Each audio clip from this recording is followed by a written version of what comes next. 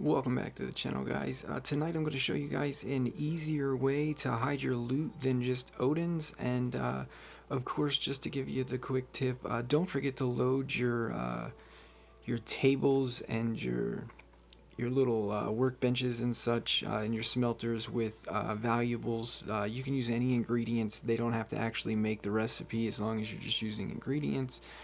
But yes, I'm talking about how to hide your loot from being stolen from you during a raid. Not everybody wants to raid, and so since it's mandatory, I'm going to give you another great way to hide your stuff instead of Odin's. Odin's is great because of the amount of space that it has for storing your stuff, but why it's not great is how long it takes to get your stuff to Odin's and back from Odin's.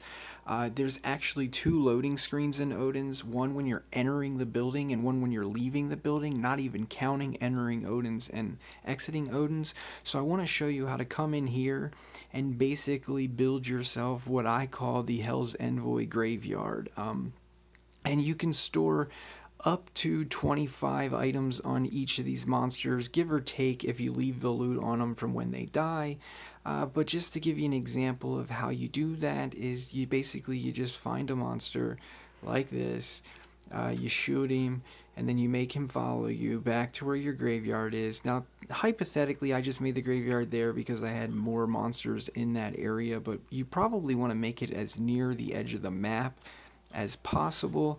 And the reason why you want to make it near the edge of the map is so that after you're done putting your stuff on the body, whoops, I wasn't supposed to get hit, but after you're done putting your stuff on the body, you'll be close to the exit to get back to camp. Now, it will respawn you in different areas of the map, so don't get scared and think your loot's gone when you enter the map and you don't start from the same thing. It didn't reset.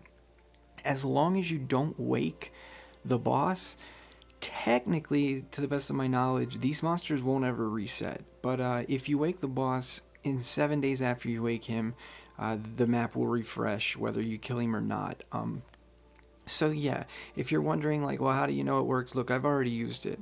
I already did my first raid. I got my 96-hour shield back, and I used these dead bodies to store loot, and I used some bodies over here before I realized that I needed to put them all in a group. But yeah, you're talking about being able to store 10 to 15 massives worth of stuff here, and it's easily accessible and way faster than going to Odin's and back from Odin's.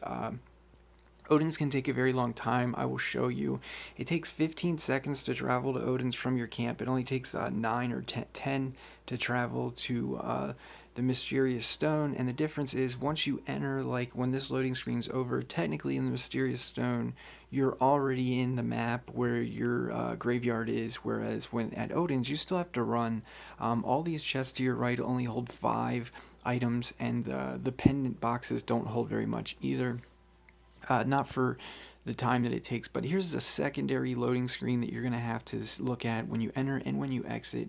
But the only advantage to Odin's is the space is basically unlimited. Like, you can hold more stuff in Odin's than you can probably hold at your camp because there's multiple floors of Odin's. But most people would probably only use this first area, and you're looking at, 7 chests, 2 of which are massives though. But again, the only reason why I'm suggesting that you use the Hell's Envoy graveyard is how much time you can save. You can get your stuff to Hell's Envoy graveyard and back in half the time it takes you to get your stuff here to Odin's and back.